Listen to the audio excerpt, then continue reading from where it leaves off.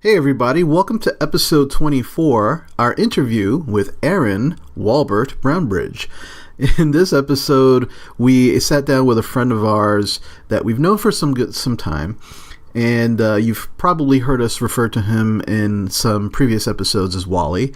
But we've known him for a number of years, either through LARPing and basically card gaming. If there's a card game, he probably plays it and is pretty damn amazing at it. This was a really good opportunity to also sit down with just a regular gamer. Somebody who is not particularly an expert in their field, or someone who is developing their own game system or creating a game, just someone who loves games, just like me and the skinny guy, and just playing them for all they're worth, pretty much.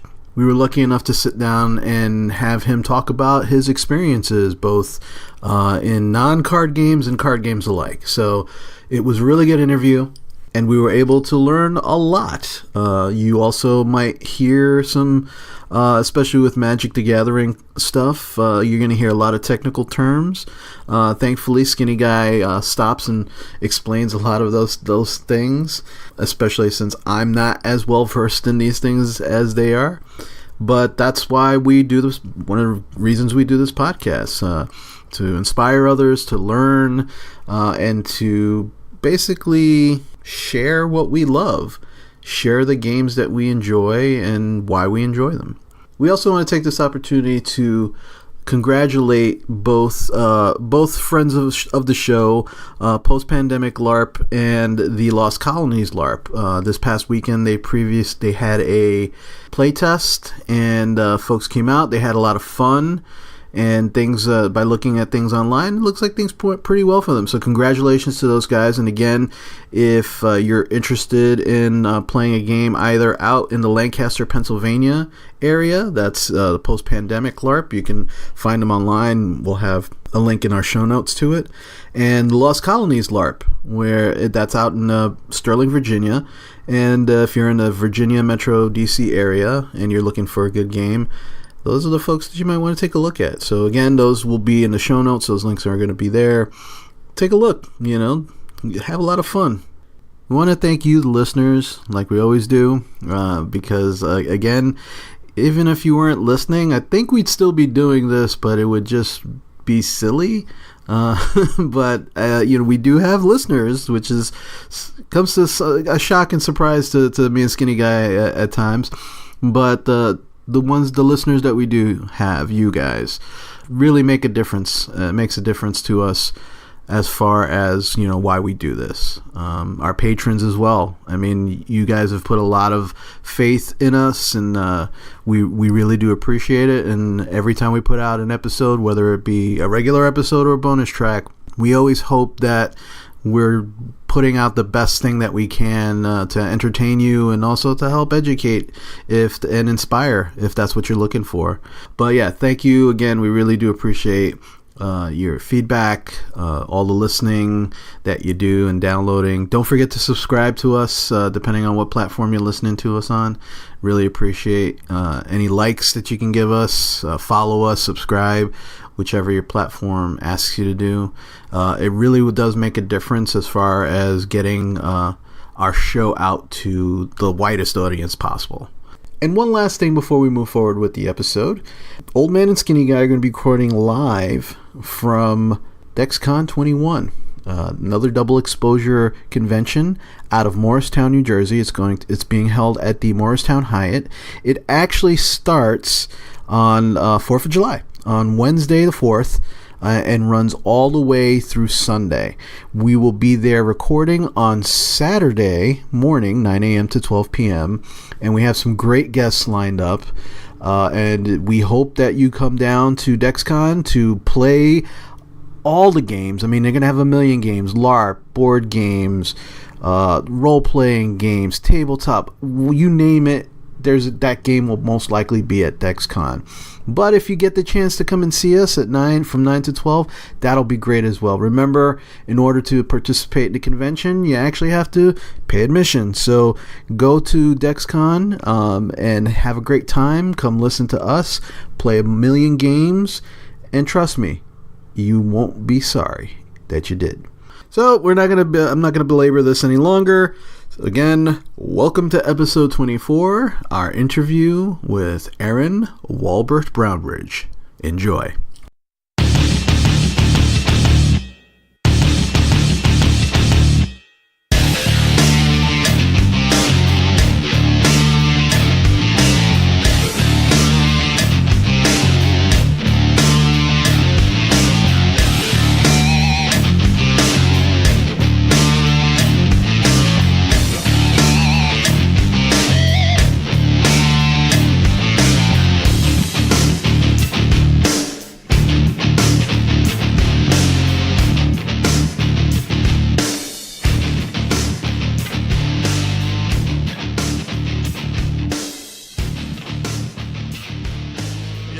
Wally for beers. Clink, clink, clink, clink, clink. There's some sound effects. Yeah. They're cans. They don't clink. Yeah. So realistic. Yeah, you like that? Production value through the roof, baby. Yeah. Through the roof. Clink, clink, clink, clink, clink. Yeah. So what do we think the over-under is on this, trying to take a jump off the ironing board here? In minutes? Like when we were at the Jaffe's. So we were at the Jaffe's. I was sitting on a couch, and then this was to my left on like some kind of surface. Okay. It was like a coffee table. Yeah, but it was like at maximum extension to like be in a reasonable place for me to like speak into it. And 3/4 of the way through the interview, I just realized that my microphone is starting to travel, and I caught it like mid-fall. I was like, nope. Right. I was like, I saw it as it was happening. I'm like, no, my money. Yeah. So no. It wasn't even money. It was like editing. You know, because my time. I'm gonna have to listen to that. It's like it's gonna be a huge boom. Yeah, it's gonna be some crazy. Oh, I'm gonna have to edit that. You're like, shit. all right, I give up. I don't Don't worry. My lightning cat-like reflexes. Yeah, honed over many years of drinking booze in a corner here. I like it because now I feel like Chris is like a reporter, like on the streets. Yeah, you know, like live on location. Live on location is Roberto Martinez for Telemundo. Yeah. That's exactly what I feel like. Incredibly loud. Yeah, well, that was intentional. Yeah, because I was Roberto Martinez for Telemundo. Always very excited. Yeah, it's very excited to be there. You know, he's trying to make Anchor. Is what's happening. I think he's got it in him. I believe in him. Just to kind of set this up for those who are listening, we're in a hotel room right now because we're at Dreamation. Yes, we are. And we're using one of the wonderful free amenities of the hotel, the ironing board. Yes, it is allowing us freedom to not be in the worst, most uncomfortable position for this. So you know, work with what you got, people. Yeah. Right. So thanks for finally sitting down with us, man. I appreciate it. For a while, I appreciate it. You having me. I appreciate it. Yeah. Welcome to being human adults and you having small child. Small child. It makes getting together a little bit difficult. And more interesting every day. It gets older and more interesting. Yep. Yeah. Yes, they do. Yeah. As the old man knows, he has his own that are grown now. Yeah. My three spawn. Yeah. He's at the finish line. I'm still at the starting gate, so it's not the best. I ain't at the finish line yet. Right. It's like I'm at the finish line when they're throwing the flowers on my casket. Yes. I made it. It's like there's a big smile on my face. Like, yes. As I like to tell Nicole, who is gently sleeping in the corner, I always tell him like, one day down, 25,000 to go. It's just another day down. Just another day down. That's all you gotta do. All right. So today on Old Man and Wally talk about child rearing. Who needs some child rearing tips out there? Tip 1, if he pees in your leg, you've done something wrong, okay? It's just the natural course of things. Yeah, that's all. He's marking his territory. Exactly. That's all that means. It's ownership. Between babies, it's all ownership, okay? Yeah. But no, we really wanted to get you on because you have this wonderful mind for card games. Yeah. And it doesn't even matter what type of card game it is. It could be Magic, it could be poker, what have you. You just have this like I can't even explain it, but you're the guy that everybody got a knack. Yeah, you're the guy everybody wants to go to the casino with. Right. You know? Yeah. hopefully to earn money, not to lose it. Yeah. To be fair, in the few times I've ever been in a casino, the best I ever did was with you sitting next to me, coaching me through blackjack. Right. Because honestly, the that thing time about, I came out up. Ooh. So honestly, the thing about most card games people realize is that there's basic rules, and they're mathematical and they are logical, and certain games is more of an information gathering from your opponent, and other games like blackjack, for example, against casino, it's straight up mathematics against the house. Right. It's just understanding what you're trying to gather in certain games that is the important thing. It's all information. That's all it is. Right. It's all information gathering. Now, we're probably going to have a focus on card games and whatnot, but you play all sorts of different games. We first got to know you back when we were all playing Night Realms. Yep, absolutely. And I think we've known you for easily a decade at least. Yeah. Probably more than that, because I've been... when did you guys start on Night Realms? You started on Night Realms... I want to say 10, 11 years ago? Yeah. I think I started in 2002. Okay, that's right around when I started. So I think I've probably known you since around 2000. Well, I started before that. I've been going since before I graduated high school. It was 2002, 2003. Right. So when I met you, you were still playing Thomas. Right. So that was my second. That was your second. Actually, that was my third character. Actually. Because I never knew your first one. Right. So, gentle listener, I played an awful character named Larson Treewatcher because he was a priest of Gaia, which meant essentially like the nature god, essentially. So, being a 16, 17-year-old, I was like, dude, my name could be Tree Watcher, and it means I watch over the trees. It's so clever. And I look back now, I want to punch myself square in my stupid 18-year-old face and just tell him to stop. I just can't, though. Look, everyone gets one. Everyone gets one. Yeah. It was like, wait a minute. I thought watching trees would be cool. Right. It's not. It truly is not. It's totally. You know what the most action-packed fantasy name is?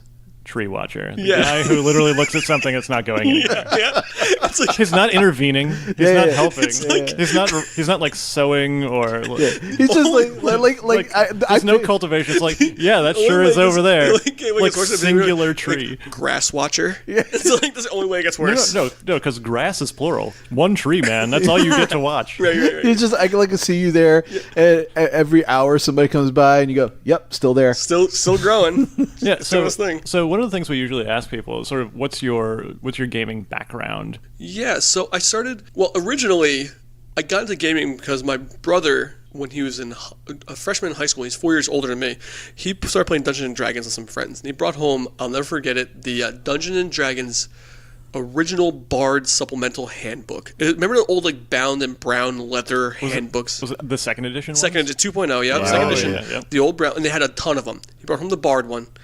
And he laid it down on the table. I read it and I said, "This is for me.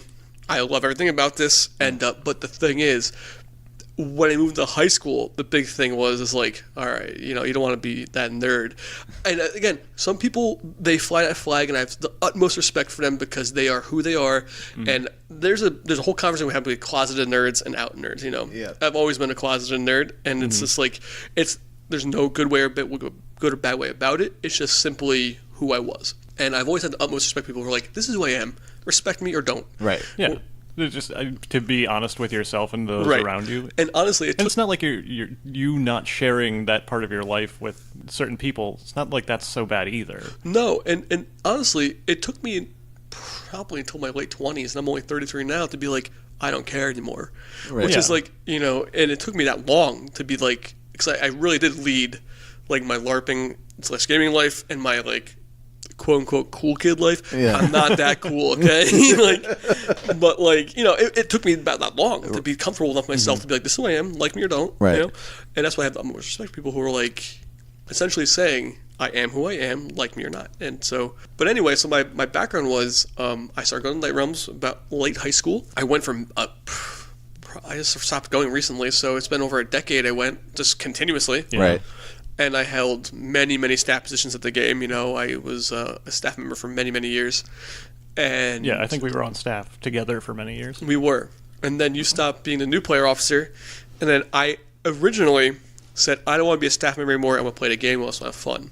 You quit being a staff member 2 months later. I said, I want to be a new player officer. And then they asked me, would you please be a new player officer? And I just got roped right back in. I was like, of course I would. Of course I would. It was probably the easiest staff position. It was. Oh, my goodness. Occasionally you had a really awkward email to answer. Yeah, it wasn't even that bad. I want to say new player officer was running new player training and making sure people who are new had fun. Yeah. That's easy. Yeah. You know, like I would just run around and say, hey, I haven't seen you before. My name's Aaron. If you need anything, wake me up any time of day or night. Please come get me if you're not having fun. And only once ever in the months I did it did somebody actually wake me up in the middle of the night. I am talking like 3 in the morning. They took you up on it? They took me up on it. They said, hey, you know, it was like Friday going to Saturday, so it was the first night. Hey, you know, I'm just not feeling this. This isn't really my game. You know, I didn't want to wake you up, but you told me where you're sleeping. And so I like blearily looked at him and I was like, I'm getting up. We're going to have fun. Just like, are you ready for this? Yeah. Like pulling your pants on. Like. Yeah, exactly. So like I pulled on like my costume or whatever, and I was like went looking for fun at 3:30 in the morning. You didn't even go and like find some like awake NPC, right? Like, no. So you just started wandering. I started wandering with him and just BSing with him the whole time. And he's like, and after a while, he's like, "This is what I was looking for." Is somebody to talk. And the thing is, as you guys both know, coming into a LARP by yourself with no clique, no group. Oh yeah, yeah, it's very rough. Yep. So I mean, I don't know that I've ever gone in totally cold. I've always showed up with people that were going with me. Right, and you're right. I have never had the experience of going in by myself. Yeah. I think, and this is just me, I think that's probably the most difficult thing you can do in LARPing, is going cold by yourself to a new game that's been established. Yep. And just saying, here I am, you know. Yeah. It's Oh, tough. yeah. I mean, it's the same of any other sort of social group. If you find out that there's, I don't know, like a darts league in your area and you don't know anyone, it still can be awkward. Yeah. Right. You add the element of like silly costumes and improv role playing on top of that. It's just like any social group. LARPers tend to be very insular. Like, this is my group, and it takes time for us to introduce anybody to the group. Because when you think about a LARPing group, it's like you trust these people to role play with them. Sometimes some very sensitive topics, and you're very, very, very like loath to be like, okay, stranger, come on in. Right. You know, and so that's kind of where that situation leads. Yeah, when I was doing that same new player officer job, one of the big things that I always did, you told people where you slept. So did I. I didn't tell them, come wake me up, though. Yeah, I was stupid. Once ever was that mistake. Yeah, but what I did was, I was playing a fancy lad of the woods in charge of one of the lands at that point, and I said, this is my state house. I play a good guy, character, and I protect newcomers. So if you don't know, you don't have a bunch of people to stay with, you don't know anyone, you can come stay in my state house, and we'll introduce you to everyone there. Right. Like give them like a way in. I did something very similar where like I would just give away my stuff to newer people because I was like, what do I need it for? Yeah, I don't need this crap. Especially you're accumulating all of this stuff all the time. I don't need it. Yeah, by the time you're as ingrained in the game to be on staff, you don't need that crap. Exactly right. You've sort of gone past that. Right, you are well past the like needing 20 gold. Like, it's like I don't. But like for a new person, you're like, hey, have this. It makes their event. Oh yeah. Which is crazy because like to me, I don't want to delve into intrinsic value too much, but like intrinsic value of that is to me means nothing. To them means the world. Yeah. Right. And so it's just that's kind of how it worked. But that was more or less my background. Is like I of course I've bounced around the LARPs, but the one that I really was the most ingrained with was Night Realms. Right. Yeah. So, but beyond LARPing, you're also an avid board gamer. You and I were in a board game group for a long time. Many years. Yep. Yeah. So I've played board games. I play a lot of TCGs, which is like your Magic of the Gathering. I played World of Warcraft TCG back when that was still a thing. Yep. I play Hearthstone now very frequently. I played L5R. I played Vampire the Masquerade TCG when that was still a thing. Oh, Jihad. Jihad, yeah. Later renamed to something else. I don't know. Something else. I didn't play when it was renamed. I played the original Star Wars TCG. Oh, if you guys remember that. So I have actually played that. My buddy in high school that taught me how to play Magic the Gathering also had that. Yep. So I played the original Star Wars TCG, and that game had a lot of flaws that even myself as a younger person realized there are quite a few flaws in this game. There's something wrong here, yeah. Right. And so it was just one of those things where honestly the game that held my most attention is the one that's the best distributed and it's the best price support is Magic. Right. They did a lot. I remember in middle school when Magic first came out on the scene, and it kept growing and getting better. It had a few bad years where it nearly imploded. It was dicey for a while, but they came back, and now it's like the predominant TCG of the market. Yeah, easy. and it's continued to develop and grow since 1994 when it came out. Absolutely. And it keeps, in my opinion, and, it may not be the predominant opinion, I think it keeps getting better. They keep evolving, keeping better, and they really do a good job trying to stay ahead of the curve, and they know that they are the forerunners, and so they are leading the way. Right. So you and I, for a while there, would regularly go out to Friday Night Magic. Yep. So Wally and I would play one of the limited formats called Draft. Yep. And we did that mostly during the Cons block, which is Cons of Tarkir was a set from how many years ago now? Ooh, quite a few. Like we also 3 did, or 4 years ago. Innistrad we did. Oh, we did also. Shadows of Innistrad we did. We did. And then also Return to Zendikar. Return to Zendikar we did. Return to Zendikar, we were a powerful two-headed giant. Yes. Yes. Two-headed giant is a great limited format. Yeah. Also, when you open really good cards, it helps. Yeah, it helps quite a bit. But also, the fact that you can pool your cards and build 2 great decks out of 2 pools. Oh boy, was that a daunting task, by the way. Because that was the first time I ever did it. I have also never done that myself. That was the first time. I've done it since then. But when you get, how many packs they give you? They give you it's 6 each. 6 each. So you've got 12 packs to share. To share. And then you got to sort them, and you got to figure out what are the 2 best 40-card decks out of this pile. Out of this stuff. And it's like, what? Ruh-roh. And also, a lot of the interactions change to Giant because if something says each opponent, that means you deal damage to each opponent, but they share a life pool. So if something says deal 1 damage to opponent, well, I'll do 1 to you, 1 to you. That's 2 damage to your total life pool. Oh, Jesus. Yeah. So, needless to say, there's various formats of Magic the Gathering, that being one of them. The draft format being another. And then we also would go to the pre-release events when new sets would come out. And those were typically, you get weighted packs they're sealed. Towards colors or whatever. Right. And then you use those and you build a 40-card deck or whatever. And so you and I went to those a lot.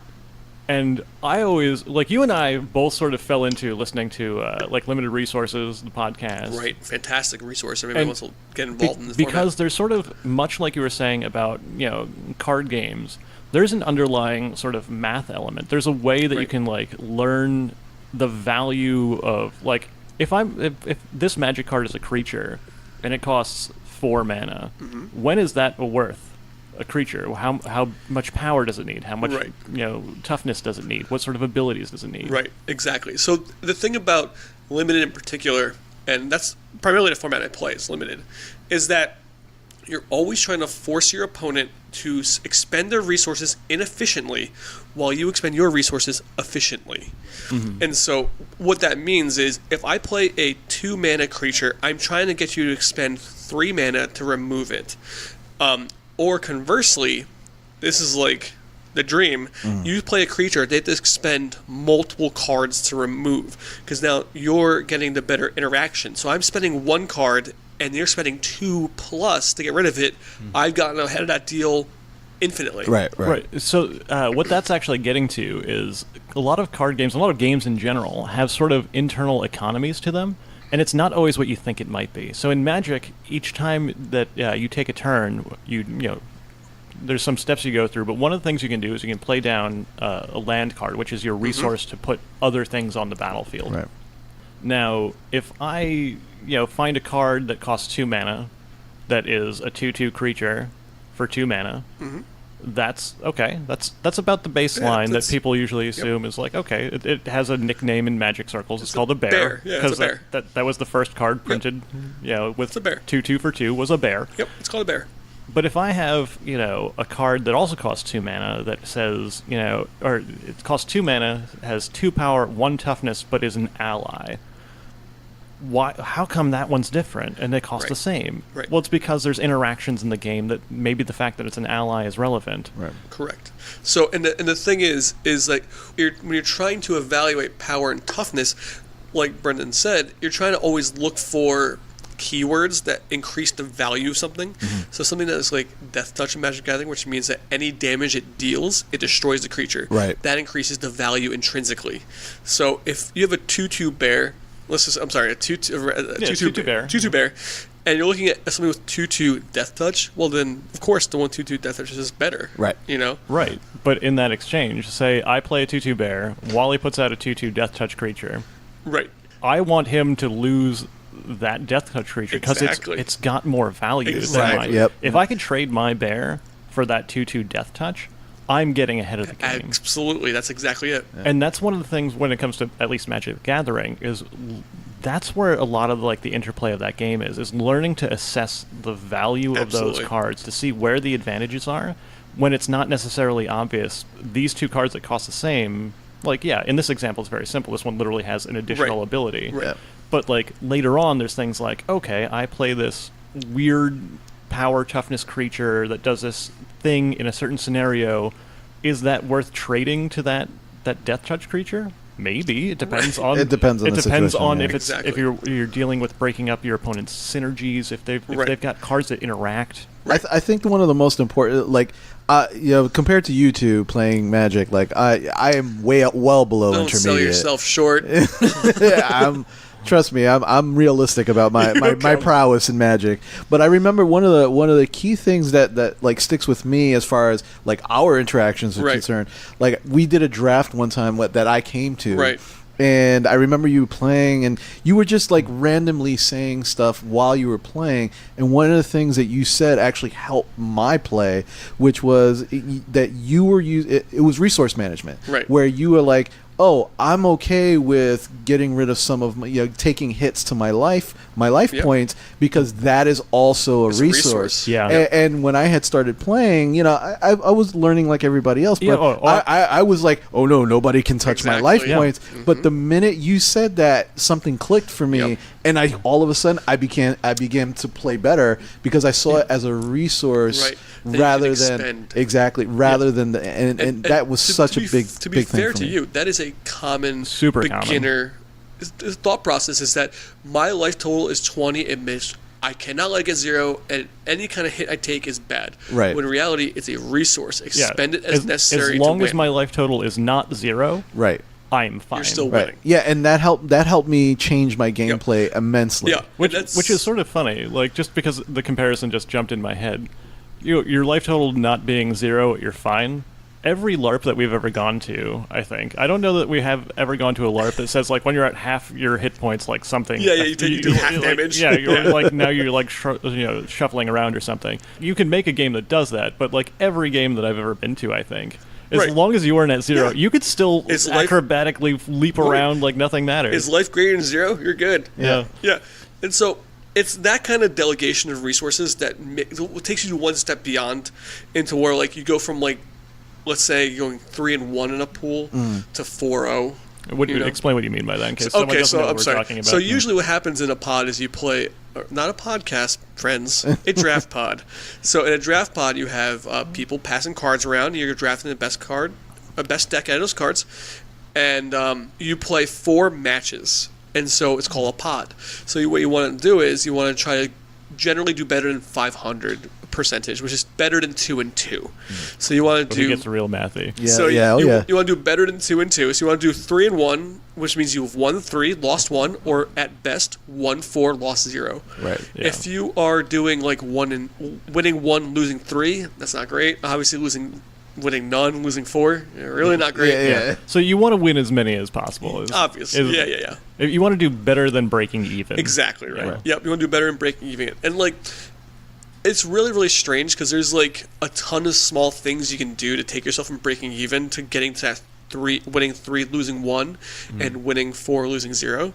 There's a ton of small little things you can do that all pool up to doing better. Little incremental edges. Exactly. It's and honestly, you start getting to this weird place where, you start shuffling through scenarios in your head where you're saying to yourself, I played a very, very threatening creature.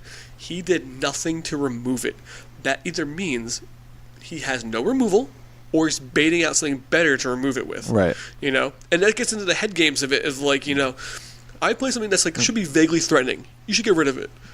Are you saying to me, I'm screwed, or are you saying to me, put something better out? Yeah.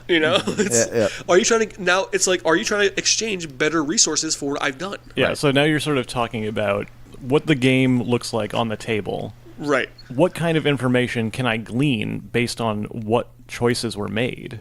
Was the is this person trying to get me to waste cards? Right. Yeah. Is this person just doing the best thing that they can? Right. And depending on the level that the skill level that you have in the game, maybe one, maybe the other. Right. Or who knows, maybe it's just a crapshoot and you can't tell. Also, more importantly than the skill level you have in the game, assessing the skill level your opponent has in the game. Yeah. Right. Because if they are a newer player, you can safely assume they're not playing the long game. They are playing the best scenario that they can right then. If it's somebody you've seen around the local card store for 4 years, safely assume they're playing the long game. Okay? Yeah. So we were mentioning earlier that you and I pretty regularly for a while were going to the Friday Night Magic drafts. We knew the regulars. Yes, we did. We became the regulars. Yes, we did. People knew how good we were, and we knew how good other individuals exactly. were. You knew which guy was just sort of trying to survive. Be in the draft to draft like rare cards and whatever, and which guy was just always trying to make the weirdest deck he could. Right. And which people were really competitive and really do like us and like listen to podcasts that like assess cards and explain what synergies are in this particular set and like what's going on. And you always silently pray you don't draw their names when like the first match. You're like, please not that guy. Oh, don't pair me with someone. I don't want a slug match on a Friday night that I work for a 12-hour day. Yeah. I don't want please want to have a good time. I don't want a slugfest. Look, man, just pair me against the 9-year-old. I can handle. Can I please play a 10-year-old whose father just dropped him off with $20 and called it a night? Yeah. That's going to be fun, Right. But I mean, there's all sorts of different elements of it too. So we sort of glossed over how the draft works, and we won't really get into the mechanics of it. But pretty much, you sit down at a table with a bunch of people who are all opening packs and then passing that stuff around, and then like that is a game unto itself. It is. And then you end up with this pile of cards that you then have to like turn into a 40-card Magic deck. Right. But generally speaking, draft you can make a more cohesive deck than you can sealed, because sealed is entirely random, whereas draft has more. You have more agency in what you get. Yeah. So the difference between draft and sealed, for those that don't know what we're talking about, in Magic the Gathering, they sell booster packs of 15 cards. 15. One of which is always a land. One might be a promo card or whatever. And the format is based around you don't walk in the door with your deck. No. You pay an entry fee, and you receive so many sealed packs. So in sealed deck, you pay a fee and you receive 6 sealed packs of Magic cards. You can open that, and that is what you have to go with. You make the best 40-card deck, and then the organizer will give you as many land as you need of whatever color, and that's your pool. If you open good cards, you're in good shape. Yep. If you open okay cards but are really skilled at the game, maybe you can still fight it out. Yeah. If you're great at the game and open bad cards, you're probably just... You're still screwed. You pulled a bad lotto ticket. Yeah, bad. Whereas in draft, each player has 3 packs of cards that are sealed in front of them, and they will simultaneously open the first of those packs. They will look at all of them, and they will choose the best card from it, and they'll put it face down in front of them. Once everyone is chosen, that pack that is in their hand gets passed to the person next to them, and then they do it again. They choose the best card. And what this means is, in Magic, you've got 5 different colors of mana. So usually you want to try and stay to like 2 colors. 2, yeah. Right. And what you're doing is you're trying to say, okay, the first couple of picks are what is the best stuff that's here. Right. And then as you start passing these cards around, they're random packs. Right. So the color distribution is more or less equal. Similar-ish, yeah. But that's the challenge, is you're trying to build the best deck with 2 colors that you may not even get the next pass. Right, exactly. Right, so what you're trying to do is, what am I not getting anymore? Oh, I first card was white, my second card was black, I got another white card, but now there's no more white cards already. More black cards, yep. Oh no, maybe the people that are passing to me from that side are already in that same color. Yep. Oh, it behooves me not to be in that color because they're not going to pass me any. Right. I should find the other color that's open. Right. And then once that first pack is gone, you open the second pack and you pass it the other way. Right. And you keep doing this for all 3 packs. So the thing is you're always trying to send in the first pack, you're trying to send signals to your left. Because what happens is you're passing your packs to the left from the first pack. So if you, in the first pack... Because 2 packs are going to end up going that way. Correct. 2 packs are going left, one's going right.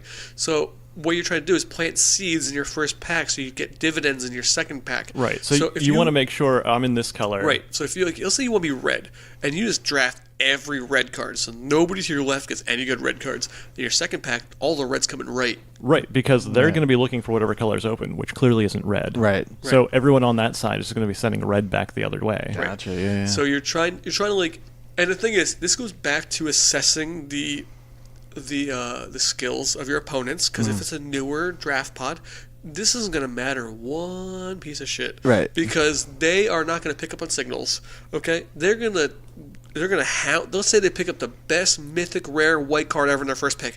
They're playing white, and not the hand of God himself is going to stop them, okay?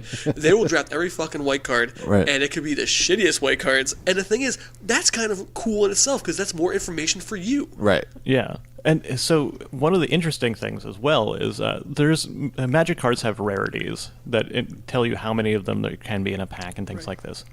Rarity doesn't actually infer power level. No, it does not. In the game. Not even close. There's terminology in Magic that refers to the different sets as, is this a Prince or a Pauper format? Right. Meaning, if it's a Pauper format, the commons are actually the most powerful cards. Ones, yeah. That hasn't happened in a while, but... Yeah, and then the Prince format is anything that has a higher rarity is more important. And the Prince or Pauper format, synergies and thought process, we haven't seen too many Pauper sets come by lately. Usually you get like a couple of like uncommons. The commons are like bombs. Right. Yeah, bombs being incredibly powerful cards that win games on their own. Right. And usually when I tend to have a different like evaluation of what a bomb is, to me at least.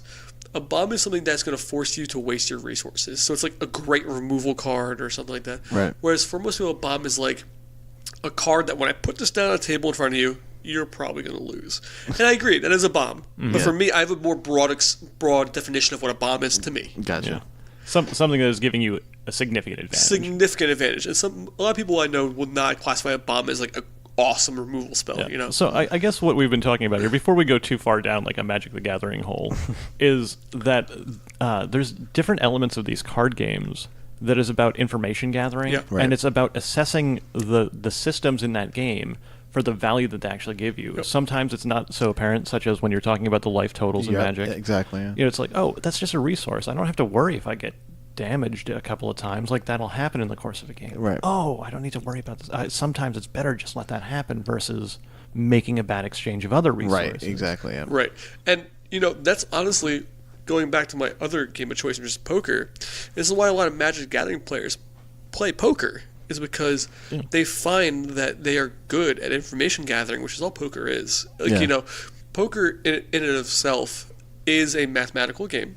You have certain chances and odds based on what has already come out and what could come out. But really, it's information gathering. It's what are you doing with your betting structure and things along that line that is telling me what you have. Right. Okay. And if you are a professional Magic the Gathering player, which there have been, I can't remember off the top of my head, but there have been quite a few who have successfully transitioned to poker.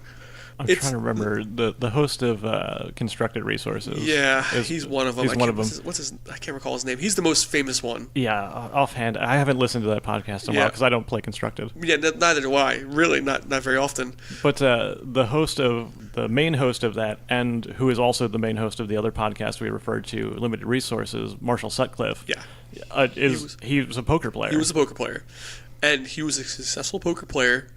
He actually went the other way. He went from poker to Magic the Gathering, I believe. Okay. Which is usually, it goes the other way. It was Magic the Gathering to poker. But because one is way more lucrative than the other. Right. But Marshall, I think, obviously I haven't checked his tournament results, but I think he did fairly well in poker. He did well enough for himself. Right. And it's one of those things where poker is an information gathering. It's often said the worst poker player is a person that plays his cards, because you don't want to play your cards. Like, your cards, they will tell you how you act in a certain situation. That's fine. But what you want to find out is how you are acting, why you're acting that way, what your history with me tells me why you're acting that way.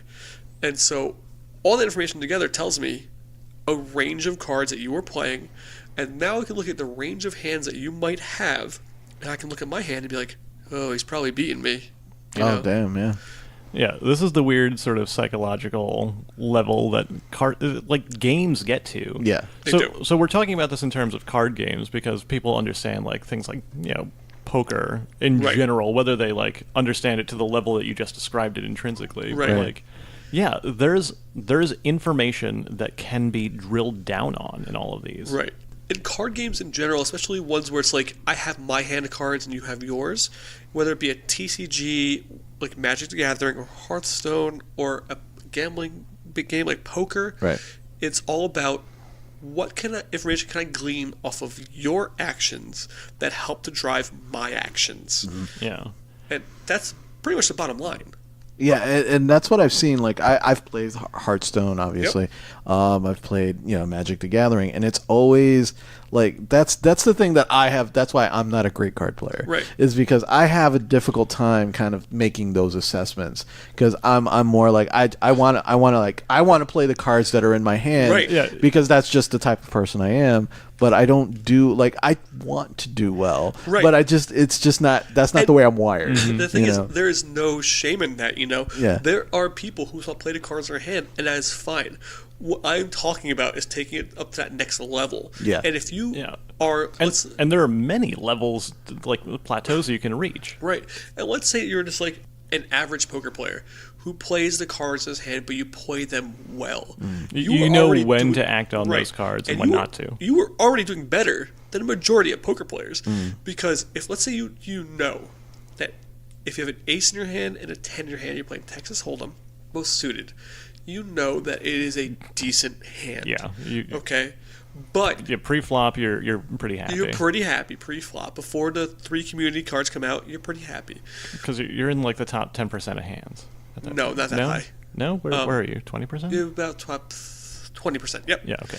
But it's been a while since I played. But let's just say that you see the 3 community cards, and you've gotten none of your suits, no aces, no 10s, and you have the discipline to fold. You are already doing better than a lot of poker players, because a lot of poker players will not have that kind of discipline. Right. And even if you take no other cues, nothing else, you just say, I missed. And you throw your cards away. You're doing fine. But it's like... You're not taking unnecessary risks. Unnecessary risks. Right. Yeah.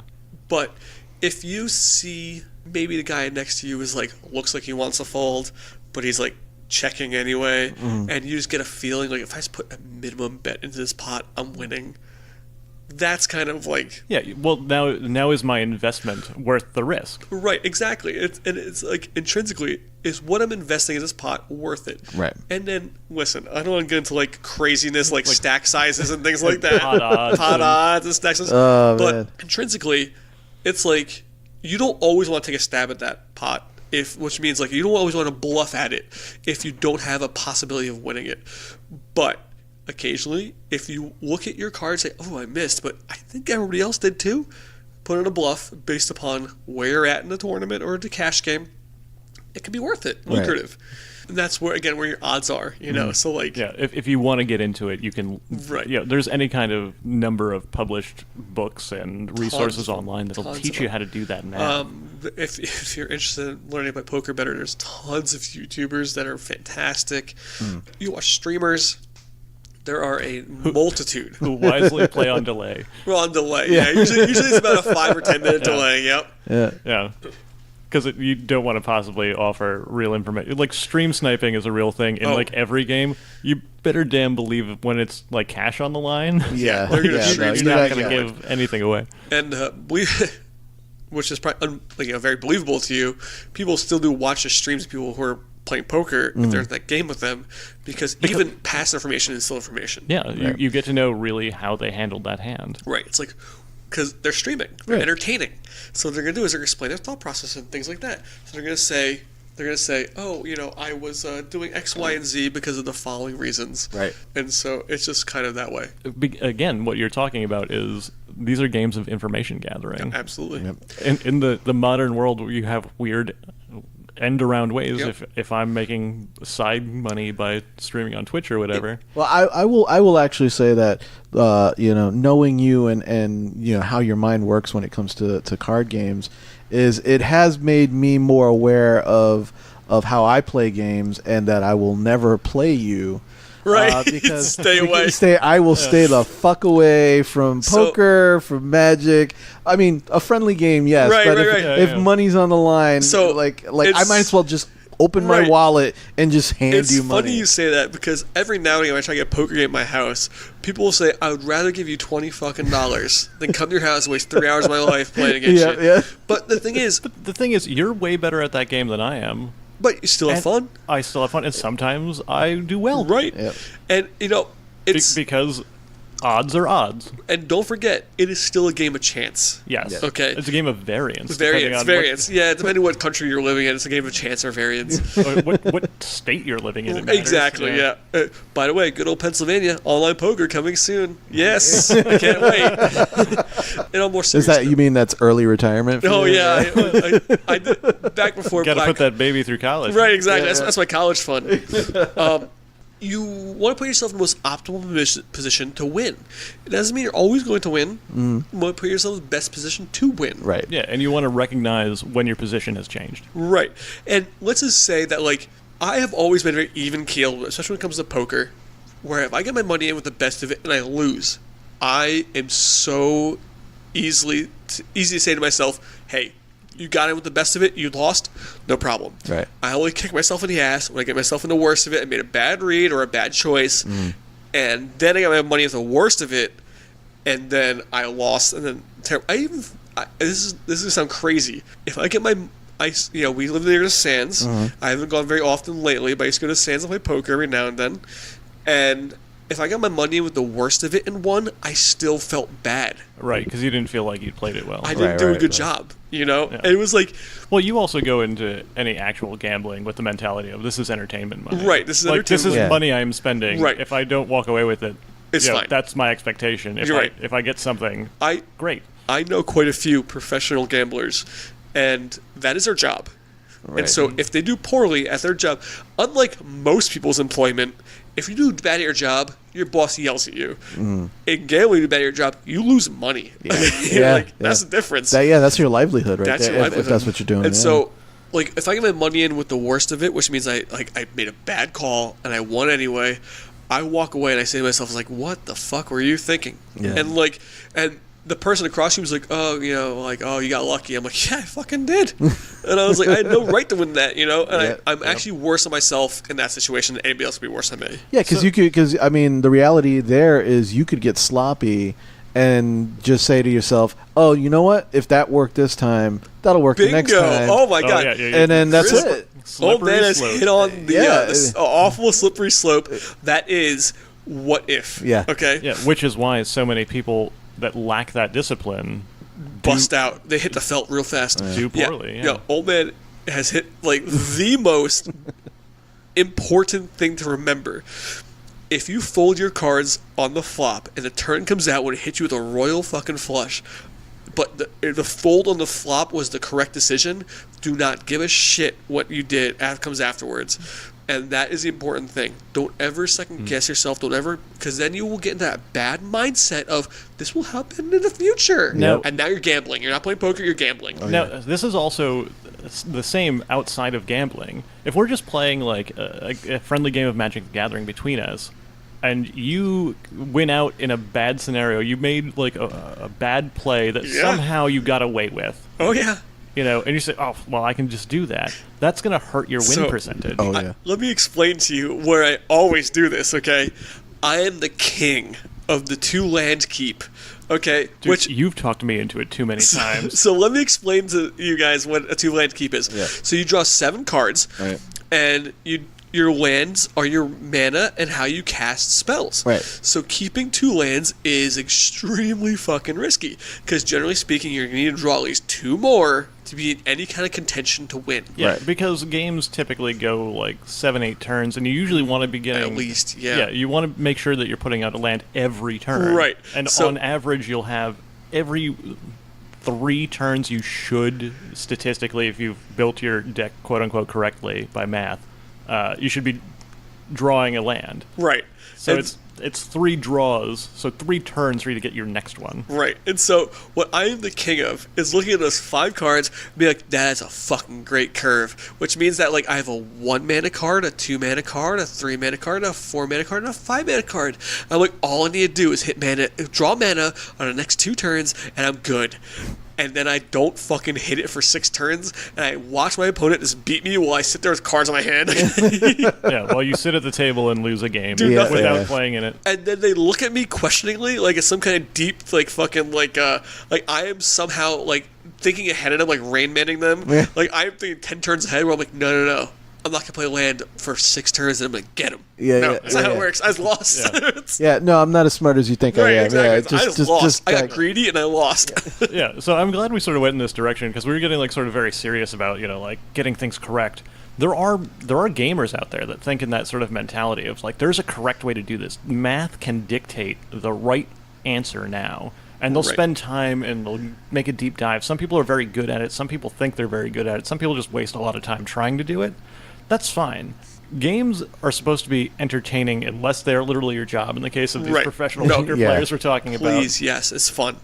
It's fun. Yeah. So let us be clear. As you're talking about, these various, elements of poker, one of our favorite stories popped into my head. Yeah. You already know what I'm about. I know. So I think it was like a New Year's or something. It was some kind of party, yeah. Yeah, and we're sitting down. It is late o'clock, and we've been playing some cards that night. And more importantly, drinking some liquor. Yeah, it was New Year's. It was New Year's. So it's like 4 a.m. at this point, and like what had been like an 8 or 9 handed game to start. Right, it was a big game. With no clock for blinds or anything like this. Yeah, it was just lasted forever. It was awful. Hours and hours and hours. Just grinding it out, yeah. There are 3 of us. There's myself, there's Wally here, and then there is our buddy Jeremy. It is 4 a.m. We are all exhausted. We are all drunk. And we're sitting on the floor. Yeah. Just like on a rug. The conversation has died out. Everyone's just sort of like plugging through to finish this game. Yeah. And we've been like calculating and playing mind games and trying to like make moves on one another all night in every way that we can think of. And we're used to all each other's regular tricks. But Jeremy is always a wild card. And Jeremy comes at problems sidelong a lot. And I think you were dealing. Yep. And just I was. Fires all of our cards out.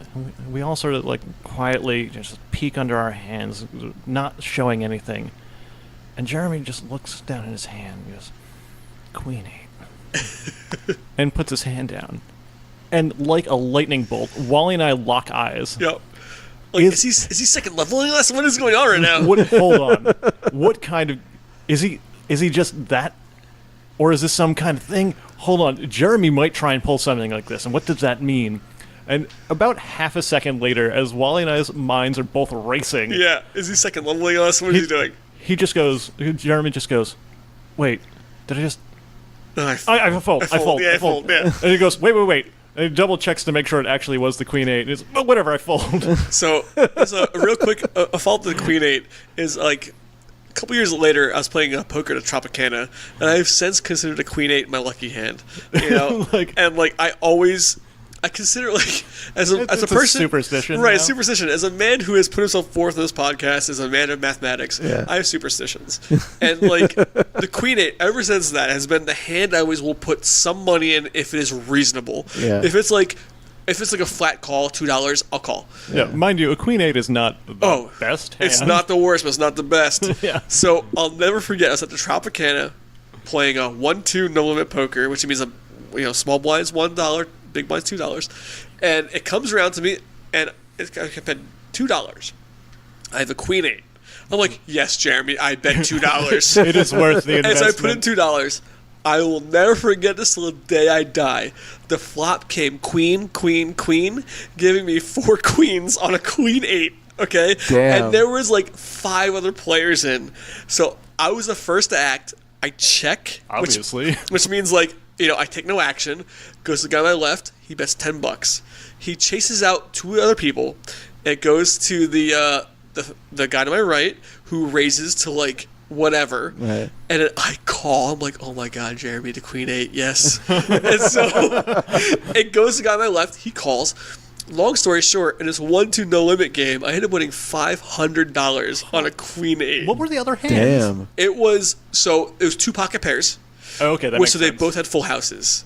So they both had queens full of whatever and queens full of whatever. Gotcha. But I had queen 8, and they were so upset that I was in. that you were even in the hand. Right, but the thing is, like, they didn't raise pre-flop to chase me out. Right. Yeah. So it was like they're both being sneaky, but like the queen 8 hoofed them down, and it was like, I'll never forget that. Like, 2 guys being too clever for their boots. right, exactly. And it was like, so when the hands turned over and they're like full house, so I'm like queen 8.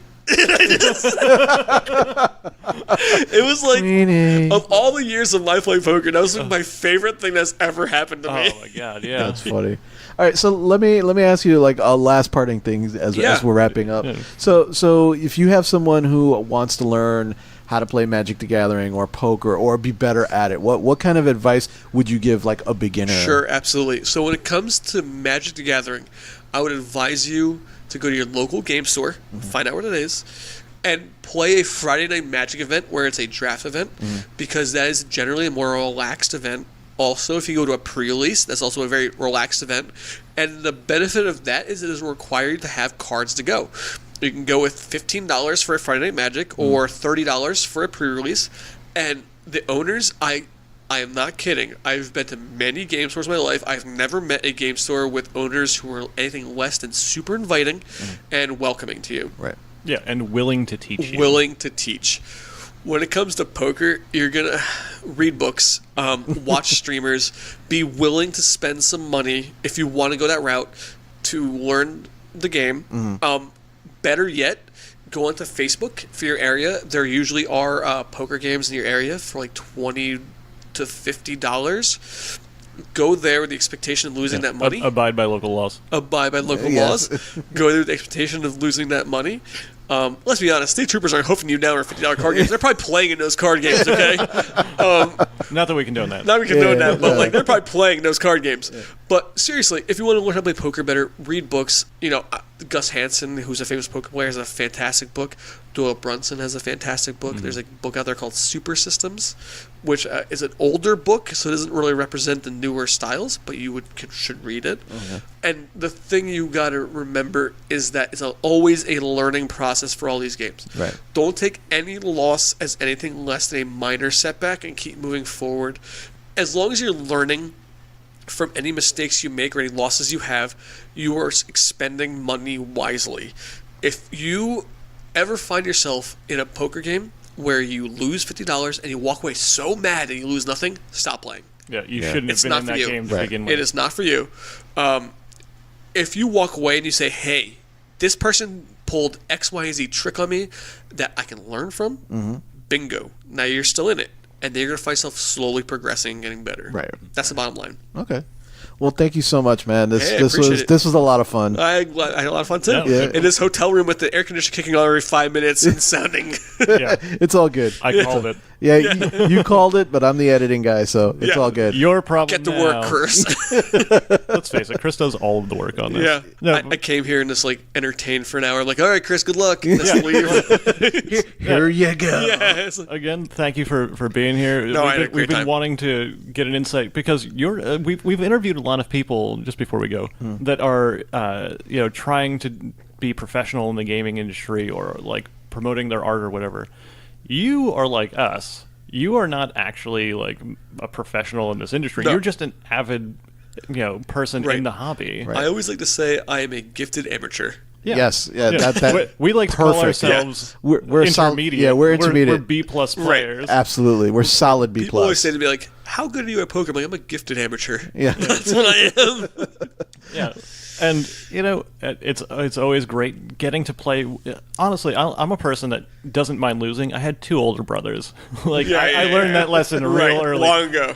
But I like playing in a game that intrigues me with other people that are as invested, if not more so, in it than me, because there's so much more I can take away from it. Right. And you, for a lot of games, have been that person for me. you're part of the reason that I got to the point in Magic that I did, because you and I were both listening to the same sort of like podcasts and like reading the same sort of information, but then we would talk about it and you would just sort of have parsed it better than me, or I took something more away from having just spoken to you about it. Right. And I think that if anyone is in, the gaming hobby, whatever it is, be it LARPing, board games, card games, if you are an amateur, enthusiast for, poker or whatever, learn from these people around you. Right. You don't have to They're be your greatest resource. Yeah, you don't have to be like a professional with your name in the industry and everyone knows who you are to be able to teach someone something. Right. Yeah. We're all here having fun. We're all doing this because we enjoy it. Help each other. Yeah. I can teach people how not to play poker. Right, exactly. That's my gift. Really do that. But yeah, no, thank you very much. I had a great time. Yeah, no. Yeah. Again, thank you so much. This I'm is sure awesome. if you'd like to come back, we have any number of other things. We can talk about Ameritrash games next time. Oh my God, Ameritrash games! Don't get me started, or else we'll put an hour on top of this podcast.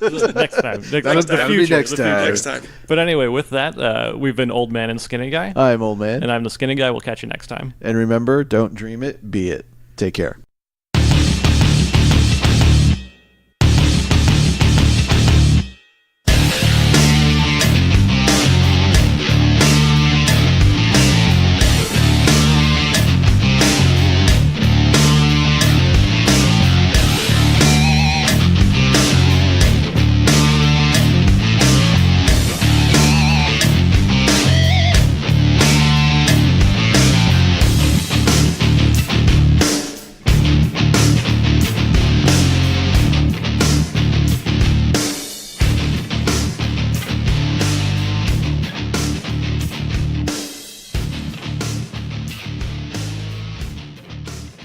Hey everyone, here's a friendly little reminder from Old Man. If you're not subscribed to Old Man and Skinny Guy Gaming Talk for Everyone, what are you waiting for? Just hit the subscribe button on whatever platform you're listening to us on. We're on Spotify, Stitcher, Google Play, iTunes. Doesn't matter where you're listening to us.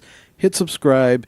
That way you'll never forget and you'll always get all the content every Friday from Old Man and Skinny Guy. If you can't wait for content, just go to our Patreon page, patreon.com/oldmanskinnyguy, all one word. And then you, no matter what patron level you will become, can get Old Man Skinny Guy content earlier than Friday. So, again, don't forget to hit the subscribe button. And if you want to hear us earlier, make sure to go to patreon.com/oldmanskinnyguy to get that content early. Take care.